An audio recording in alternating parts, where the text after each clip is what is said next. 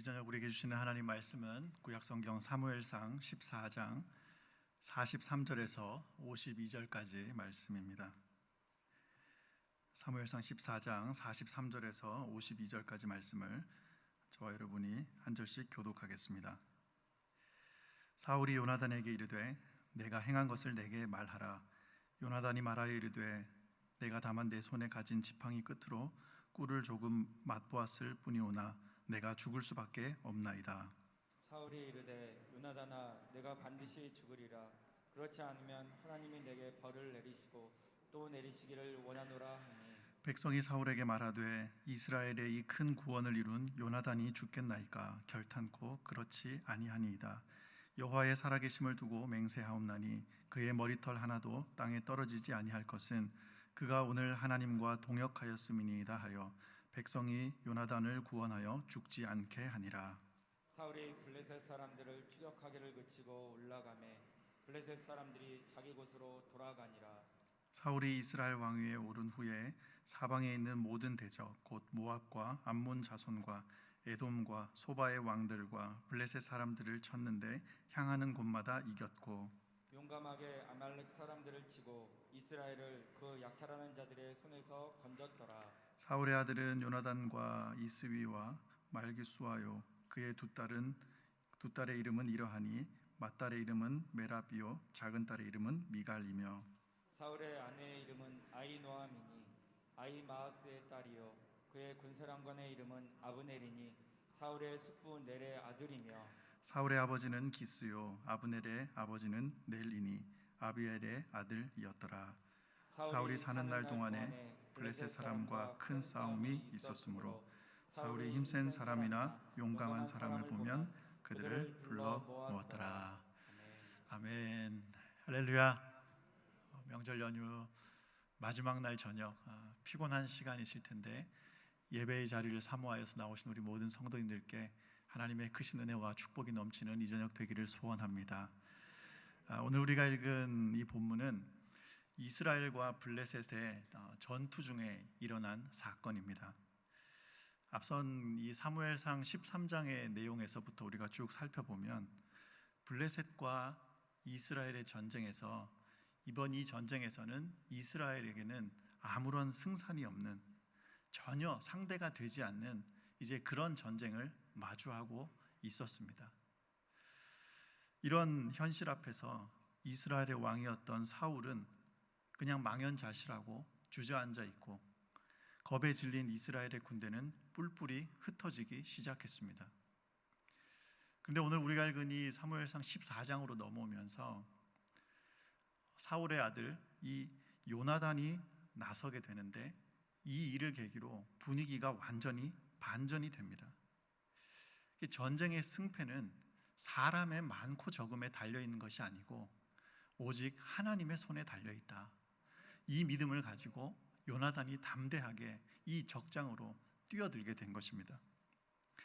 그 거대한 블레셋 군대 사이로 이 요나단이요 무기 든 소년 하나를 데리고 그 이제 적장으로 침투를 했는데 이때부터 이해할 수 없는 일들이 벌어지기 시작합니다. 요나단 그 한 사람 때문에 블레셋 모든 군사들이 두려움에 휩싸이기 시작한 겁니다. 공포에 휩싸인 이 블레셋 군사들이 이제는 자기네들끼리 겁을 먹고 자기들끼리 치고받고 싸우기 시작합니다. 그러다가 더 큰 두려움이 찾아오니까 이제는 이 블레셋 군사들이 뿔뿔이 흩어지며 도망을 치기 시작했습니다. 그러니까 누가 봐도 승리할 가능성이라고는 전혀 보이지 않던 이 전쟁에서 이젠 분위기가 완전히 반전이 되어서 이스라엘의 승리하는 분위기로 전환이 된 것입니다. 그래서 이 13장에서 블레셋의 그 거대한 군사를 보고 겁을 먹고 도망쳤던 이스라엘 백성들, 그 군사들이 다시 모여들기 시작했고 이제 이 블레셋 군사들은 도망가기 시작하니까 이제야말로 이 군사들이 힘을 모아서 요나단을 필두로 해서 이제 전쟁을 앞서 나가서 치기만 하면 이 전쟁은 누가 봐도 이제는 승리가 다 당연한 그런 결과가 이제 눈앞에 펼쳐져 있는 그런 상황이 된 것입니다. 근데 이제 이런 상황에서 사울 왕이 무슨 바람이 들었는지 뜬금없이 하나님의 뜻을 물어봐야겠다. 그러면서 제사장 아히야에게 하나님의 궤를 가지고 오라고 명령을 합니다. 어떻게 보면 여기까지는 사울 왕이 무언가 좀 신중하게 이 전쟁을 대한다 이렇게 생각할 수는 있는데, 그래서 이제 이 아히야가 사울 왕의 명령을 받고 이제 법궤를 가져와서 무언가 이제 하나님의 뜻을 구하는 이 예식을 진행하려고 하는데, 또 갑자기 마음을 돌변해서는 이거 필요 없다고 일단 내버려 두고 싸우러 가자, 그러면서 또 전쟁터로 군사들을 데리고 뛰어들자고 선포합니다. 이제 무언가 하나님 앞에 예배를 드리기 위해, 제사를 드리기 위한 준비를 하고 있던 이 제사장 앞에서 또 그 마음이 돌변해서 갑자기 그 하던 제사를 멈추라고 하고 전쟁터로 나가자 이렇게 하는 겁니다. 전쟁이 시작되기 이전에는 제사를 드릴 자격도 없으면서 제사를 드리더니, 하나님께서 요나단을 통해서 무언가 승리의 기회를 주셨을 때에는 또 난데없이 제사를 드리자, 하나님의 뜻을 물어보자 이렇게 이야기를 했다가, 또 금방 마음을 바꾸어서는 이거 필요 없으니까 싸우러 가자. 이 막 사울 왕의 그 마음이 그냥 변덕이 얼마나 심한지 이 사람의 지금 모습 속에서 하나님에 대한 두려움이라고는 전혀 찾아볼 수가 없습니다. 근데 이 사울 왕의 어리석음이 여기에서 그치지 않습니다. 이제 이 전쟁 중에 군사들이 얼마나 지쳐 있겠습니까? 계속되는 전투로 말미암아 지쳐 있는 이 군사들을 향해서 뜬금없이 금식령을 선포합니다. 근데 오늘 본문 14장 24절을 보면, 저녁 곧 내가 내 원수에게 보복하는 때까지 아무 음식물이든지 먹는 사람은 저주를 받을지어다, 그렇게 이야기를 합니다. 그러니까 이제 이 전쟁 중에 사울 왕이 갑자기 금식을 선포하는데, 이 금식을 선포하는 이유가 하나님 앞에서 우리의 죄를 돌아보고 하나님 앞에서 정결하지 못한 우리의 모습을 회개하기 위한 그런 금식이 아니라, 자기 자신의 그 원수된 블레셋, 그러니까 자기의 어떤 개인적인 감정, 나의 어떤 이런 사적인 그런 보복의 마음, 그 마음을 해결하기 위해서 금식을 선포하면서 말도 안 되는, 전쟁 중에 군사들에게 금식을 선포하는 이런 비현실적인 충성을 요구하고 있더라는 것입니다. 이게 이제 문제가 되어 가지고요, 금식령이 끝나자마자 이스라엘 백성들이 얼마나 허기졌든지 전리품으로 그 취했던 양이나 소나 이런 가축들을 막 잡아다가 그냥 핏째 뜯어먹기 시작합니다. 근데 이게 왜 문제가 되는가 하면, 율법에서는 절대로 이 짐승의 고기를 먹을 때 핏째로 먹으면 안 됩니다. 근데 이제 막 전쟁 중에 너무 배가 고프고 거기다가 금식까지 치르느라 하루가 지나버렸으니까 너무너무 허기진 이 이스라엘 백성들이 이성을 잃고 고기를 핏째 뜯어먹기 시작한 겁니다. 이 소식을 들은 사울이 또 뒤늦게 수습을 하기 위해 또 들어갑니다. 큰 바위를 세워놓고 그 위에 짐승을 잡아 하나님 앞에 번제를 드리는 겁니다. 뭔가 사울 나름대로는 모양을 갖추고 무언가 자기 나름대로는 하나님을 위해서 뭔가 하는 것 같은데, 이 제사 역시 하나님께서 받지 않으십니다. 그런데 사울이 여기에서 어디에 문제가 있는지 여전히 알지 못하고 여기에서 멈추는 것이 아니라, 이거 이렇게 지금 문제가 되는 것, 내가 오늘 선포한 금식령을 누가 어겼기 때문에 이런 일이 벌어진 거다. 그래서 누가 오늘 금식령을 어겼는지 찾아보자. 그래가지고는 범인을 찾아내는 거예요. 근데 이 범인을 찾아내고 보니까 누가 뽑히게 되었는가 봤더니 사울 왕의 아들 요나단이 범인으로 밝혀지는 겁니다. 이게 왜 그런가 봤더니, 사울이 금식령을 선포할 때에 요나단이 그 자리에 함께 있지 않아서 그 소식을 듣지를 못하고 전쟁 중에 숲으로 들어갔다가 이 땅에 있는 꿀을 발견하고 지팡이 끝에 꿀을 찍어서 이제 먹게 되었는데, 그것으로 말미암아 이 금식을 어기게 되어서 이 사단이 났노라고. 그래가지고 이 사울이요, 정신을 잃고 자기 아들 요나단을 향해서 너 오늘 반드시 죽을 거다, 하나님의 이름으로 저주하며 그 아들에게 사형을 선고하는 이런 자리까지 나가게 됩니다. 왕이 막 정신을 차리지 못하고 이런 행동을 하기 시작하니까 주변에 있던 군사들이, 이스라엘 백성들이 왕을 뜯어 말립니다. 왕이시여, 절대로 그런 일이 일어나서는 안 됩니다.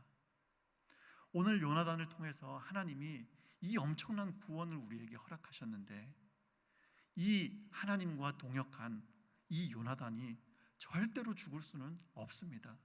그렇게 백성들이 만류하고 뜯어 말리게 됩니다. 그렇게 백성들의 간청에 못 이겨서 이 사울 왕은 또 요나단을 살려주게 됩니다. 그러니까 자기 오기에 따라서 막 마음대로 오늘 금식령 어긴 사람은 내가 하나님 앞에 맹세하는데 반드시 죽을 거다, 그렇게 하나님의 이름으로 맹세를 했다가 또 이제는 지키지도 못하는 맹세를 했던 것, 그것도 백성들의 만류에 못 이겨서 그것조차도 지키지 못하며 이제 이렇게 흐지부지 이 시간들이 지나가는 겁니다. 그리고 이렇게 완전한 승기를 다 잡아서 이제는 블레셋으로부터 완벽한 독립을 꿈꿀 수 있던 그런 너무나 좋은 찬스를 눈앞에 두었음에도 불구하고 이번 전쟁은 결국은 이렇게 흐지부지하고 마무리되고 말았습니다. 그러고 나서 이제 이 사울 왕의 업적에 대해서 이제 본문이 이렇게 기록하면서 오늘 14장 내용이 마무리가 되는데요. 제가 오늘 이 말씀을 묵상하면서 또 이렇게 설교를 준비하면서 한 공동체에 속한 리더의 영향력이 얼마나 중요한가를 다시 한번 깨닫게 되는 것입니다. 이 사울이라고 하는 이 리더 한 사람 때문에 그의 가족들은 물론이고 모든 이스라엘 백성들이 큰 고통을 당할 수밖에 없는 이 현실을 바라보면서 이 리더십의 중요성이 얼마나 큰가를 다시 한번 깨닫게 되는 것입니다. 그래서 오늘 이 자리에 모인 우리 모두는 우리가 몸담고 있는, 우리가 속해 있는 공동체의 리더들을 위해서 항상 기도해야 할 줄 믿습니다. 우리의 가정, 우리 교회, 우리 직장, 조금 더 크게는 우리나라, 우리가 속한 모든 공동체의 리더들이 하나님과 올바른 관계가 서 있는 그런 리더가 될 수 있도록, 하나님을 두려워할 줄 아는 그런 리더가 되도록, 더 나아가서는 하나님이 주시는 지혜로 올바른 판단을 내릴 수 있는 그런 리더가 될 수 있도록 우리가 마음을 다해 기도해야 할 것입니다. 그런데 우리가 이 성경을 쭉 읽어보면요, 이 영향력이요, 어떤 한 사람이 속한 공동체에 미치는 이 영향력이 우리 예수 믿는 사람들, 믿음의 사람들에게 있어서는 리더 한 사람에게만 국한되지 않는다 하는 것을 우리가 말씀을 통해서 발견하게 됩니다. 성경을 가만히 보면 모든 예수 믿는 사람들, 구원받은 하나님의 백성이 속해 있는 그 공동체는 모든 믿음의 사람 한 사람 한 사람으로 말미암아 그 공동체에 엄청난 영향력이 나타나더라 하는 것입니다. 어떤 사람이 하나님과의 바른 관계가 서 있는, 하나님과 바른 관계에 서 있느냐 그렇지 않느냐가 리더의 여부와 상관없이 그 사람이 속한 공동체가 하나님의 축복을 받는 공동체가 되느냐 그렇지 않느냐를 판가름하는 너무나 중요한 그런 잣대가 되더라는 것입니다. 우리가 잘 아는 요나서를 보면 이 내용이 너무너무 극명하게 드러나는데요, 요나라고 하는 한 사람이 하나님의 말씀을 듣고 순종하기가 싫어졌습니다. 그래서 하나님 말씀에 불순종하고 하나님의 얼굴을 피해서 도망합니다. 니느웨로 가라는 하나님 말씀에 불순종하고 다시스로 가는 배에 올라탔습니다. 그랬더니 하나님께서 큰 풍랑을 가지고 이 요나를 찾아오십니다. 요나는 자기가 잘못해서 자기 죄 때문에 지금 이 풍랑을 마주했는데, 같이 배에 타고 있던 사람들은 이게 너무나 이게 지금 황당한 고난을 당하는 것 아닙니까? 영문도 모르고 그냥 당하고 있는 겁니다. 요나라고 하는 이 한 사람이 무슨 칼을 들고 와가지고요, 배에 타고 있는 사람들에게 막 칼로 막 찔고 협박을 한다든지, 그 사람들에게 찾아가서 돈을 빼앗는다든지 직접적인 이런 위해를 가하는 것이 하나도 없는데, 요나라는 한 사람이 하나님과의 바른 관계에 서 있지를 못하니까 그 배에 타고 있던 다른 모든 사람들에게 큰 해를 가하게 되는 그런 결과를 낳게 되더라 하는 것입니다. 그런가 하면 사도행전 27장에 보면요, 요나서와는 아주 정반대의 내용이 하나가 나오는데, 사도 바울이 복음을 전하다가 죄수의 신분으로 이제 로마로 압송되어져 가는 장면이 나옵니다. 근데 그 본문을 가만히 보면 요나서하고 아주 비슷한 상황을 마주하게 됩니다.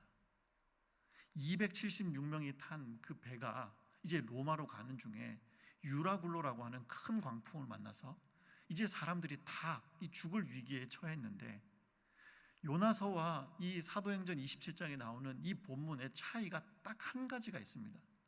그게 뭐냐면, 요나서에는 하나님 말씀에 불순종해서 도망가던 요나가 그 배를 타고 있었고, 사도행전 27장에는 하나님의 그 복음의 사명을 다 감당하기 위해 마지막 사명의 자리로 나가고 있는 사도 바울이 그 배에 함께 타고 있었습니다.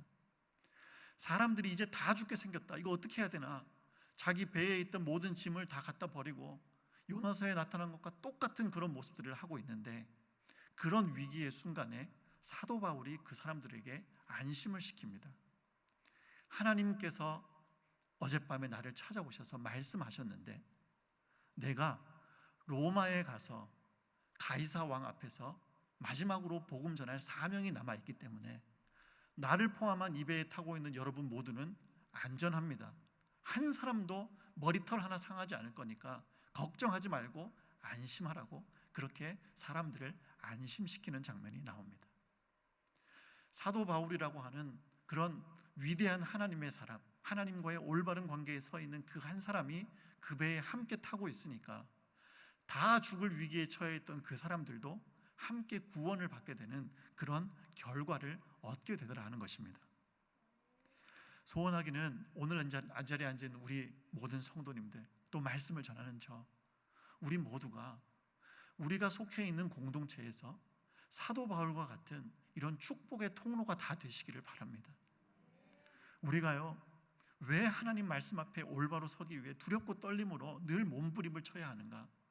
나 한 사람이 하나님 앞에 올바로 서지 않으면 내가 속한 그 가정이, 내가 속해 있는 우리 공동체가, 우리 교회가, 이 나라와 민족이 큰 어려움에 빠질 수 있는 그런 대단한 사람이 오늘 저와 여러분이기 때문에 우리가 하나님 말씀 앞에 늘 올바로 서기 위해 애써야 하는 것입니다. 오늘 저와 여러분을 통해 우리의 가정과 우리의 일터와 우리의 교회와 이 나라와 민족이 하나님의 복을 받게 되는 그런 축복의 통로로 다 쓰임받게 되기를 우리 주님의 이름으로 간절히 축원드립니다. 근데 제가 오늘 이 본문을 묵상하면서 진짜 신기한 것을 하나 발견을 했는데요, 사울의 어리석음으로 인해서 이제 이 다 이겼던 전쟁이 그냥 이제 흐지부지 이렇게 끝나버렸다고 하지 않았습니까? 그렇게 이제 블레셋과의 전쟁 이야기가 46장에서 일단락이 되었는데, 이어지는 47절에서 52절까지의 이 말씀을 이렇게 보면 갑자기 뜬금없이 사울 왕의 업적에 관한 이야기가 나옵니다. 사울 왕이 통치하던 그 기간 동안에 전쟁에서 승리했던 기사도 나오고, 또 이후에 블레셋과의 전쟁에서 승리하기 위해서 이 사람 저 사람들 다 끌어모아서 전쟁에 나서 봤지만 결국은 전쟁에서 승리하지 못한 그런 실패의 역사도 이렇게 함께 기록을 하고 있습니다.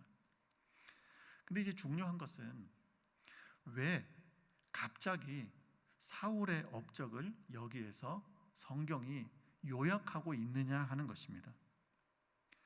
보통 이제 그 한 나라의 왕의 업적을 이렇게 정리할 때는 그 사람이 죽거나 또는 왕위에서 내려오고 난 이후에 그 왕의 한 인생과 그의 업적을 되돌아보면서 이 사람이 이렇게 살았고 이런 업적을 남겼더라, 이렇게 이제 마무리를 하는 것이 지극히 당연한데, 사울은 아직 죽지도 않고 여전히 왕으로 통치하고 있는 이때에 이 사무엘상 기자가 14장 47절에 와서 갑자기 이 사울 왕의 업적을 마무리하고 있더라 하는 것입니다.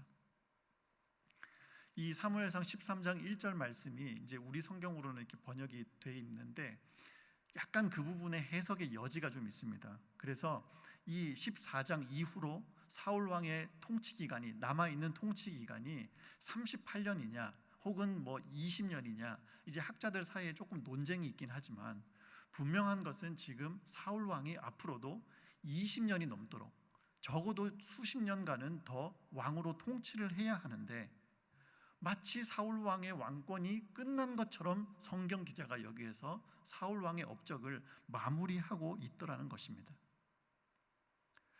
성경학자들은 이것이 사울을 향한 하나님의 마음을 보여주는 말씀이라고 해석합니다. 이게 무슨 말인가 하면, 사울이 앞으로 수십 년 동안 더 이스라엘의 왕으로 통치하겠지만 하나님께서 보시기에는 이미 그 인생이 여기서 끝났다는 겁니다. 이제는 하나님께서 더 이상 이 사울 왕을 이스라엘의 왕으로 보시지 않는다는 겁니다. 너는 거기까지다. 이게 참 두려운 말씀 아닙니까?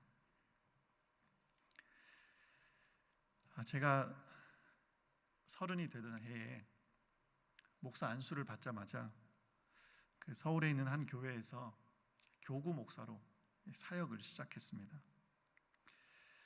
이제 막 안수를 받고 이제 교구 사역을 시작했으니까 이게 얼마나 서툴렀겠어요. 뭐 아는 것도 없죠. 신방도 한 번도 안 해봤죠. 뭐 계엄 예배를 드려본 적이 있습니까? 장례 예배를 드려본 적이 있습니까? 제가 그 전까지만 해도 이 중고등부 사역을 했는데 이 중고등부 애들은 잘 안 죽잖아요. 그러니까 이제 장례 예배를 드릴 일이 없단 말이에요. 처음으로 이제 교구 사역을 하면서 장례도 인도하고 막 이렇게 해야 되는데, 모든 사역이 이제 다 처음이니까 뭐 아무것도 모른 채 그냥 부딪혀가면서 그렇게 사역을 하는 겁니다. 그러니 뭐 실수도 많고 부족한 점이 참 많았겠죠. 근데 이제 성도님들이 또 마음이 참 좋으셔가지고 젊은 목사가 뭘 잘 모르기는 하는 것 같은데 그래도 뭐 저렇게 열심히 하니까 사랑해 주시고 이해해 주시고 이제 그렇게 사역을 하는데, 그 당시에 저희 그 교구 권사님들이 이제 이런 말씀을 하세요. 목사님, 교구 목사님들 새로 오시면 아이고 꼭 우리 아들 같다 우리 아들 같다 그랬는데, 이번에 새로 온 우리 한 목사님 보니까 꼭 우리 손주 같다. 그게 이제 뭐 30밖에 안 됐으니까 얼마나 그게 애띠고 그랬겠어요. 그래서 우리 손주 같은 목사님이다 맨날 그러시는 거예요. 하루는 신방을 갔는데요, 신방을 가서 이렇게 말씀을 전하는데 제가 이렇게 설교를 하고 있는데 신방을 봤던 그 권사님, 연세 지긋한 권사님이 제가 설교 중에 갑자기 저를 보시고는 아이고 우리 목사님 멀리서 볼 때는 잘 몰랐는데 가까이서 보니까 진짜 이쁘게 생겼네 이러세요. 그게 제가 설교를 하다 말고 얼마나 당황을 했겠어요. 근데 여러분 한번 생각을 해보세요. 지금도 이렇게 이쁜데 30대에는 얼마나 더 예뻤겠어요. 제가 여러분 명절에 피곤하실까봐 졸지 마시라고 이렇게 헛소리가 튀어나왔는데,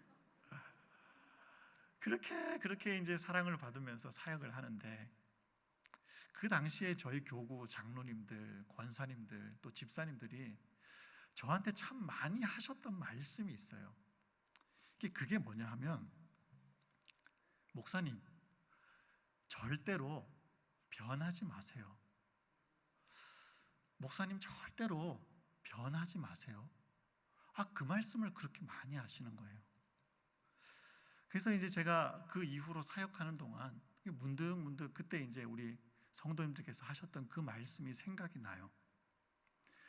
근데 이제 우리 최근에요, 이제 우리가 코로나 때문에 평소처럼 이제 대신방을 우리가 마음껏 하지는 못하지만 이제 우리 교구 목사님들이 마스크 쓰고 원하시는 성도님들 가정을 방문해서 이렇게 신방을 진행하고 있잖아요. 근데 이제 저희가 어쩔 수 없이 성도님들을 많이 대해야 되고 이 집 저 집 방문하는 일들이 많으니까 혹시라도 우리 성도님들 가정에 저희가 누가 될까 봐 이제 저희 목사님들이 신방 중에 마스크 절대 안 벗고 물도 한 잔 안 마시잖아요. 이게 우리 목회자들은 성도님들을 배려하는 차원에서 이렇게 이제 신방을 가면 그렇게 이제 진행을 하는데, 또 이제 우리 신방을 받는 성도님들 입장에서는 이 좀 마음이 불편하신 거예요. 아니 그래도 목사님이 우리 집까지 오셨는데 물도 한 잔 대접을 못 하니까 그 마음이 그렇게 좀 서운하신가 봐요. 그리고 또 우리 용인제일교회 성도님들은 또 정이 많으시잖아요. 얼마나 이 목사가 왔다고 퍼주고 싶은 게 많은데 막 못하게 하니까 막 속이 상하시나 봐요. 그래가지고요, 신방을 갔다가 이렇게 나오면 저희 권사님들께서 뭐 이것저것 막 이렇게 막 싸서 이렇게 막 저희들한테 이렇게 선물을 해주세요. 막 과일을 싸주시기도 하고 빵이나 다과 등 막 이렇게 막 포장해 주시고, 제가 이렇게 가만히 보니까 그냥 눈에 보이는 거 그냥 다 꺼내주고 싶은 막 그런 마음으로 이렇게 저희 목사님들을 이렇게 지극정성으로 이렇게 챙겨주시는 거예요. 근데 하루는 이제 어느 권사님 가정에 신방을 하고 나오는데, 그날은 이제 우리 권사님들 몇 분이 같이 모여서요, 이렇게 같이 예배를 드렸어요. 이게 이제 예배를 드리고 인사를 하고 나오는데, 이제 권사님이 한 분도 아니고 막 여러 분이 모여 계시니까 막 또 이것저것 얼마나 많이 챙겨 주셨겠어요. 근데 이제 그날이 그 권사님 댁 신방하던 그 권사님 댁이 이사하신 후에 처음 이제 신방을 받으시느라고, 제가 이제 권사님들께서 이렇게 선물을 챙겨 주시는데, 이제 그 선물을 제가 이렇게 받지를 못하고 이제 우리 교패를 제가 이렇게 뜯어다가 문 앞에 이제 교패를 붙여드린다고 옆에 있는 이제 다른 신방을 같이 간 권사님이 이제 그 선물을 대신 받아주셨어요. 그렇게 이제 교패를 붙여드리고 그 가정을 한 번 더 축복하고, 그리고 이제 인사를 하고 엘리베이터를 이렇게 타고 이제 그렇게 그 집을 떠나는데, 이제 그 엘리베이터 안에서 이제 같이 신방을 가신 권사님 중에 한 분이 이제 이런 말씀을 하시는 거예요. 목사님, 잘 아시겠지만 지금 우리 권사님들이 싸주신 이거 목사님 오셨다고 가장 좋은 거 대접하시는 거예요. 교구 목사님 조금이라도 더 좋은 거 드리려고 이거 뭐 별로 대단한 것 아닌 것 같지만 정말 좋은 걸로 우리 권사님들이 가장 좋은 걸로 목사님 대접하시는 거예요. 이러시는 거예요. 근데 이제 그 권사님으로부터 그 말씀을 듣는데, 제가 갑자기 처음 교구 목사로 사역을 시작할 때 그 성도들이 제게 하셨던 말씀이요, 목사님 절대로 변하지 마세요 하시는 그 말씀하고, 목사님 이거 우리 성도님들이, 우리 권사님들이 가장 좋은 걸로 목사님 대접하시는 거예요. 이 말씀이 갑자기 두 말씀이 오버랩이 되면서 제 마음속에 하나님이 한 가지 깨달음을 주셔요. 하나님이 제 마음속에 이렇게 말씀하시는 것 같아요. 야, 한 목사, 너 참 많이 변했다. 야, 한 목사, 너 참 많이 변했다. 갑자기 그런 마음을 주세요. 뜬금없이 그 생각이 스치는 거예요. 그러면서 목사 안수를 받고 가장 처음 신방 갔던 그날이 떠오르는 겁니다. 교구 목사가 왔다고 지극정성 그렇게 푸짐한 상을 대접해서 이렇게 준비를 해서 대접을 해주시는데,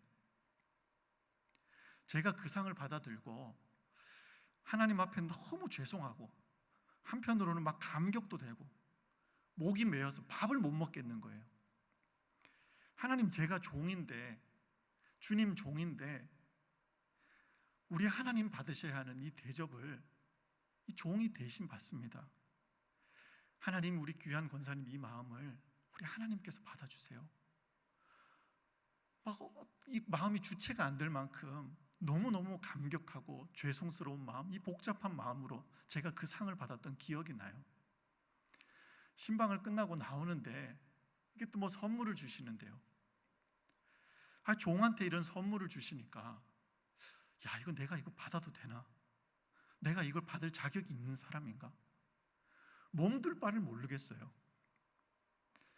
그런데 이렇게 한 10여 년 목사로 사역을 하면서 대접받는 게 너무 익숙해져 버린 제 모습이 이게 하나님 앞에 너무너무 죄송한 겁니다.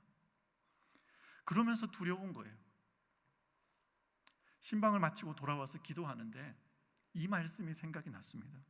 고린도전서 9장 26절 27절 말씀인데요, 그러므로 나는 다름질하기를 향방 없는 것 같이 아니하고 싸우기를 허공을 치는 것 같이 아니하며 내가 내 몸을 쳐 복종하게 함은 내가 남에게 전파한 후에 자신이 도리어 버림을 당할까 두려워함이로다. 우리 성도님들이 저한테요, 목사님, 저도 목사님 위해서 기도해 드릴게요, 기도 제목이 뭐예요? 이렇게 물어보시면 단 한 번도 예외 없이 제가 꼭 부탁드리는 기도의 제목이 초심을 잃지 않는 그런 목사 되게 기도해 주세요. 항상 그렇게 부탁을 하는데, 저도 모르게 이 10여 년 이렇게 시간이 지나면서 너무 많이 변해버린 저 자신을 발견하면서 그게 하나님 앞에 참 부끄럽고 너무너무 죄송한 겁니다.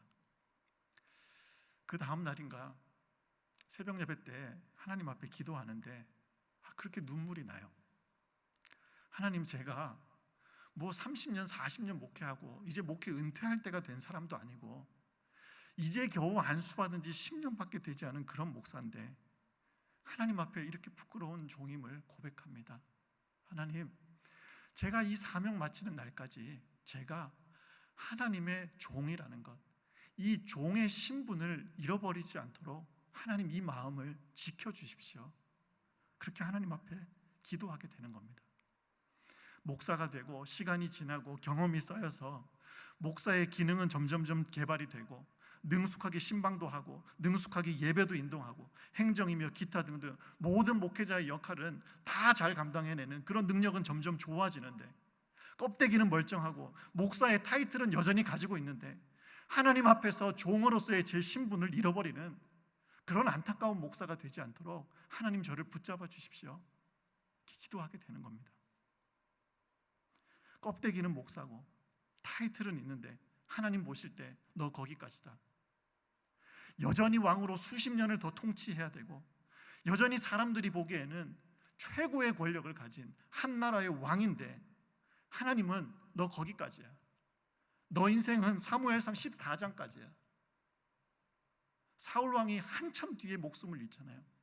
한참 뒤까지 수십 년으로 왕으로 통치해야 되지만 하나님이 너는 거기까지야 하면 사울 왕의 인생은 여기서 끝나버리는 것처럼, 야, 한 목사, 너는 거기까지야. 하나님 보시기에 제 인생이 그런 인생 되지 않도록 하나님 저를 붙잡아 주십시오. 우리 주님 앞에 서는 그날까지 하나님의 종의 그 신분을 놓지 않는 그런 진실한 주의 종 되게 해 주십시오. 그렇게 간구하게 되는 것입니다. 사랑하는 성도 여러분, 여러분 어떻습니까? 장로로, 집사로, 권사로 임직받던 그날을 다 기억하시잖아요. 하나님 어떻게 나 같은 사람을 장로로 세우셨습니까? 하나님 저 같은 사람이 어떻게 이 교회의 권사가 될 수 있습니까? 하나님 제가 무슨 안수 집사입니까? 제가 그런 자격이 있는 사람입니까? 아무리 생각해도 자격이 없고 부족하고, 그래서 어떻게든 조금이라도 더 하나님 앞에 부끄럽지 않은 하나님의 신실한 종이 되기 위해 애쓰고 노력하셨던 때가 다 있잖아요.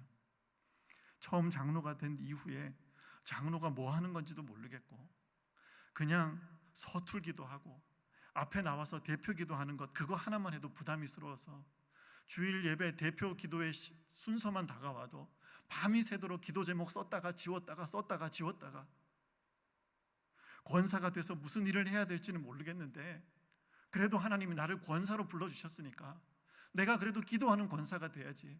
새벽마다 피곤한 몸을 이끌고 나와 하나님 앞에 기도하며, 하나님 제가 할 줄 아는 거 아무것도 없는데 그래도 주님 앞에 날마다 눈물로 기도하는 권사가 되겠습니다. 그렇게 기도하고 구하며 하나님 앞에 엎드릴 때가 우리 다 있으셨잖아요. 그런데 임직을 받고 시간이 흐르면서 이제 점점 경험이 쌓이니까 우리 사역의 모습은 너무너무 멋있게 개발이 되고 있는데, 누가 봐도 너무너무 멋진 장로님이신데, 누가 봐도 겉으로는 타이틀은 안수집사로 권사로 너무나 걸맞는 그런 멋진 사역자의 모습을 하고 있는데 과연 우리의 중심이 어떠냐는 겁니다. 타이틀은 있는데 껍데기는 있는데 하나님께서 여러분을 보시면서 아무개 장로, 아무개 권사, 아무개 집사, 너는 거기까지야. 단 한 분도 이런 경우가 없기를 소원합니다. 우리가 우리의 사명을 다하는 그날까지, 우리 하나님께서 부르시는 그날까지 하나님께서 우리를 먼저 포기하시는 일이 없도록 우리가 끝까지 하나님 앞에 우리의 종의 그 신분을 잃어버리지 않는 그런 신실한 주님의 일꾼들 다 되시기를 주님의 이름으로 간절히 소원합니다. 말씀을 마치려고 합니다. 이 말씀을 준비하는데 하나님께서 제 마음에 이런 생각을 주셨어요. 하나님, 제가 이 땅에서의 사명을 다하고 우리 주님 앞에 서는 그날에 하나님께서 저를 보시고, 야, 너 내가 보니까 너 참 괜찮은 목사였어. 야, 내가 너의 인생을 가만히 되돌아보니까 너 참 목사다운 목사였다. 너 참 신실한 종이었구나. 우리 하나님 앞에 그렇게 칭찬받는 종 되기를 원합니다. 그런 마음의 소원을 가지고 기도가 되는 거예요. 우리 모든 성도님들, 우리가 주님 앞에 서는 그날에 아무개 장로야, 너 내가 보니까 그 누구보다 너는 참 장로다운 장로였구나. 아무개 권사, 너 내가 보니까 너무너무 신실한 권사였다고. 너 때문에 참 고맙다고. 아무개 집사야, 너 때문에 교회가 그렇게 아름답게 세워진 거 보니까 참 또 신실하고 귀한 집사였구나. 우리 주님 앞에 서는 그날 착하고 충성된 종이라 칭찬받고 인정받는 우리 모두가 될 수 있기를 주님의 이름으로 간절히 소원하고 또 축복합니다.